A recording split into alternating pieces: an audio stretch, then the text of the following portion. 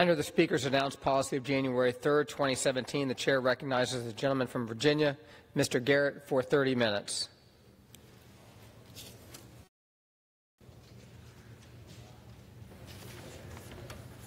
Thank you, Mr. Speaker.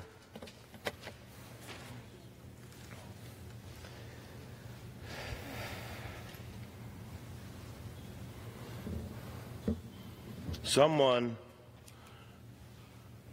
please wake me up. I think I'm having a nightmare. What if I told you that in the Middle East now there is a place where Christians and Muslims, Arabs and Kurds and Assyrians and Yazidis, women and men, all sit together at the same table as the result of the beginnings of a democratic process where tolerance and pluralism is a core value, and where we've seen safety, security, and prosperity emerge from the ashes of one of the most horrific conflicts of the modern age? What if I told you that?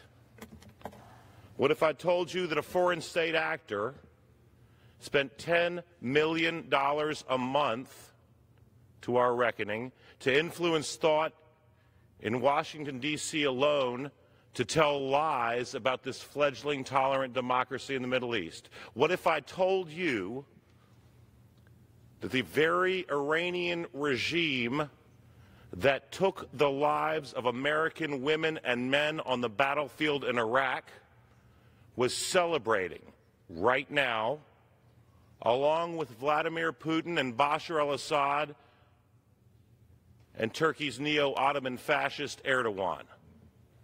I can tell you all those things because they are true. Someone please wake me up. I think I'm having a nightmare.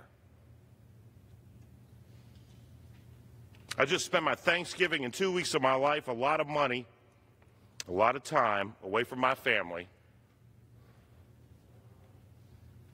to meet with brave people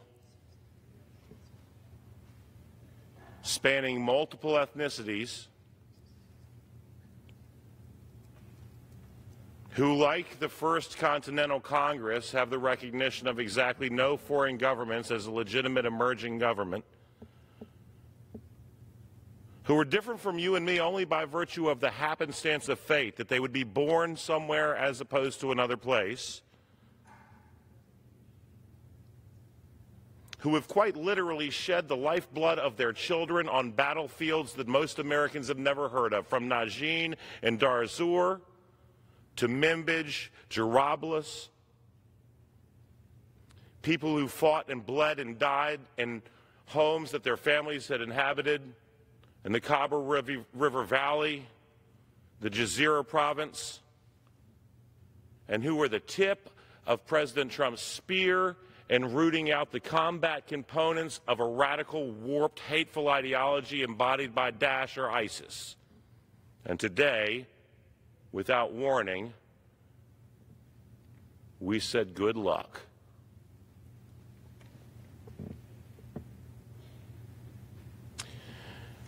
The Syrian Democratic Council is not a Kurdish experiment in north and eastern Syria. It's an experiment that was largely started by Kurds, yes, but it's an experiment that includes men and women from across the ethnic and religious diversity of the region.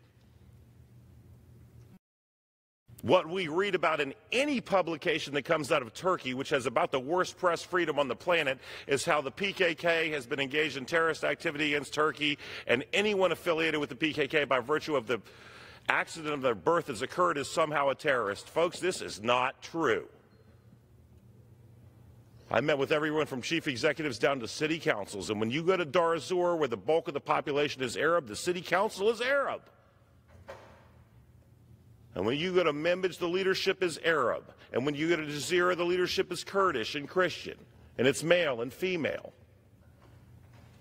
And this chamber that we stand in and this venerated body exists not only because of the blood and sweat and tears of innumerable Americans, not only in the Revolution but throughout our history, but also because foreigners were willing to stand up in support of an idea that was freedom and self-determination. Lafayette, Pulaski, Kosciuszko, von Steuben, German, Polish, French. And yet again, we betray those who have shed their blood to advance American policy. Look it, don't make the commitment to begin with.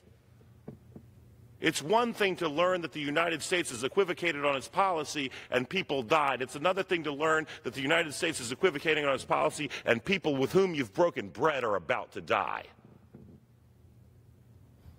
And I told him when I was there, I'm here on my own time. I do not formulate American policy. I happen to be a member of Congress. But by God, I will stand up and be heard so that you might have the right that was bequeathed to you, not by a political administration anywhere, but by God, to live free of fear, to sleep soundly in your ancestral home, to worship or not worship as you choose.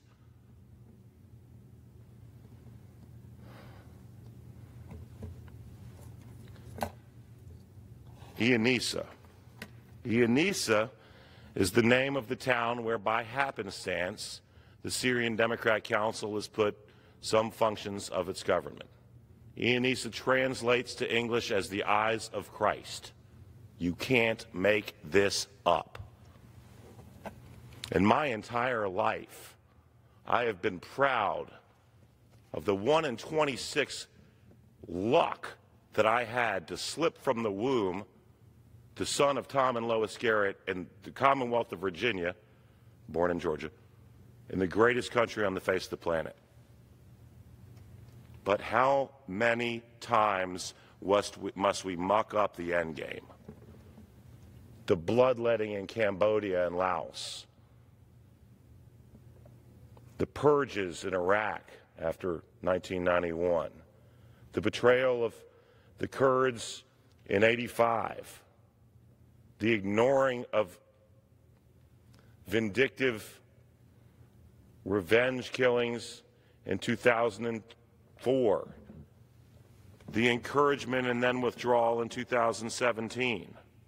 Ironically, Mr. Speaker, the Russians are far more loyal friends than the Americans are.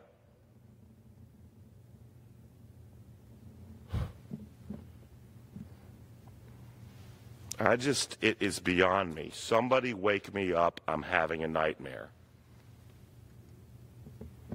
And to say that ISIS is defeated and that was our sole mission is at the very least to exhibit a complete lack of understanding of what's going on the ground. I stood on the front lines near Gerabulus by a building that was shot up that day by the Free Syrian Army, who we funded, at a military post manned by people of various ethnicities. And the Free Syrian Army did this while the Turkish military watched.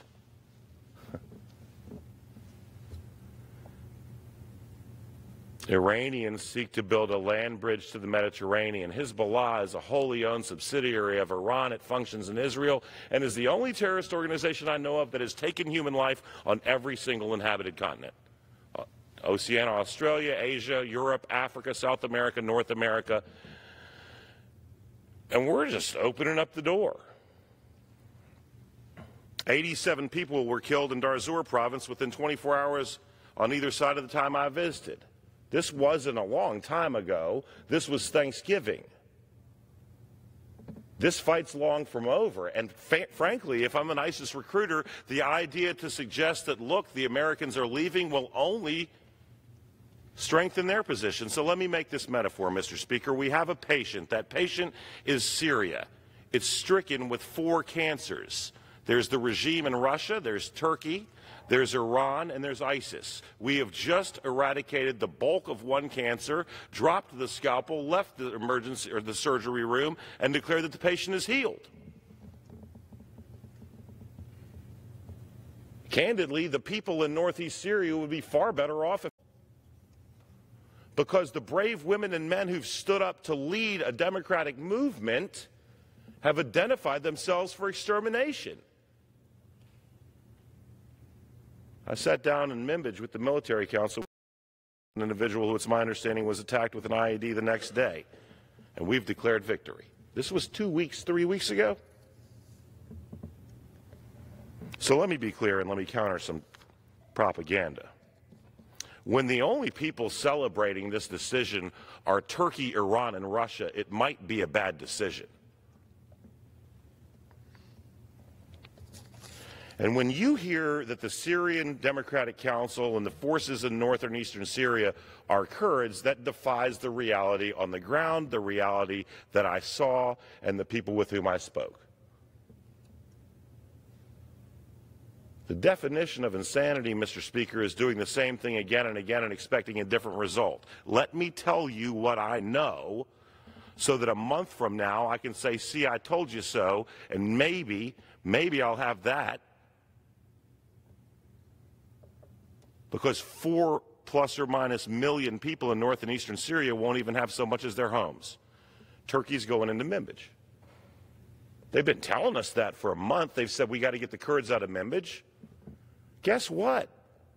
The Kurds aren't controlling Manbij. The Syrian Democratic Forces, which includes some Kurds, are in Manbij.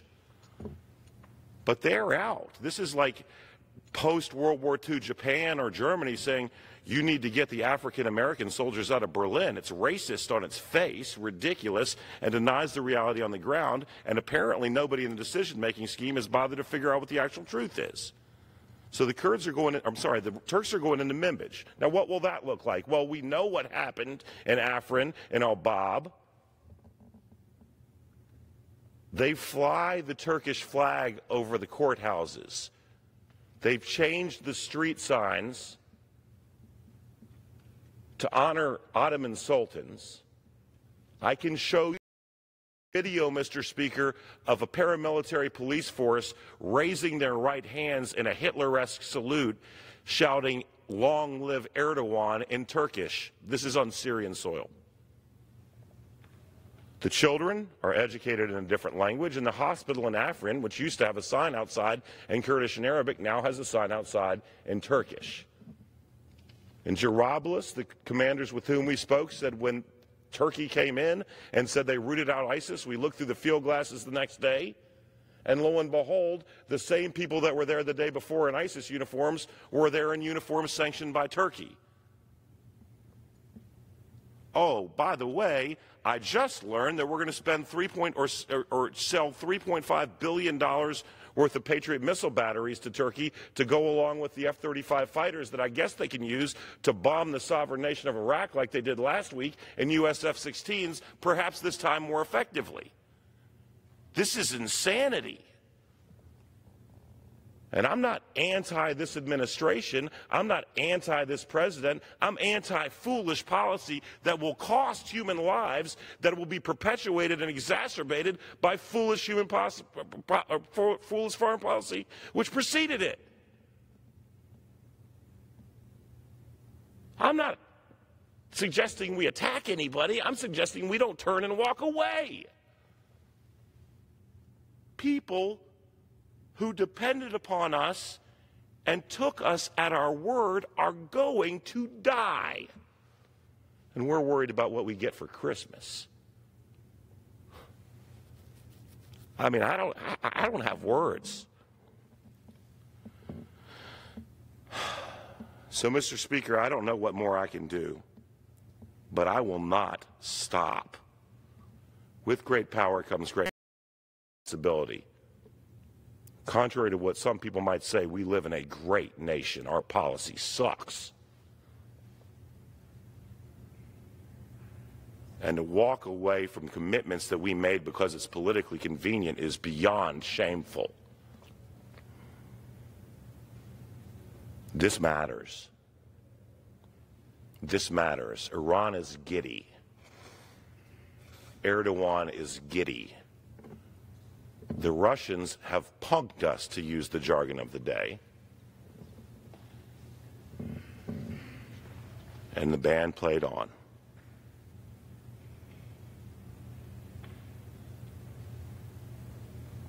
I don't know. I don't know. I don't know. Somebody wake me up. I'm having a nightmare. I mean, I represent the citizens of the 5th District of Virginia, and I love them. I love my district. But I value human life, and I believe that if we make commitments, we should keep them. And if human life is lost because we can't keep our word, we need to take a long, hard look at exactly who we are. Mr. Speaker, with that, I would yield my time, the balance of my time, to the gentleman from Texas, Mr. Gohmert.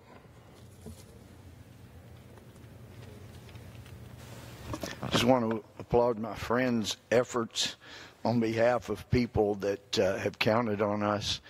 The 2 weeks you spent over there, my friend, were invaluable to the people that were counting on us. Some of that time was spent with a dear friend named Dave Eubanks.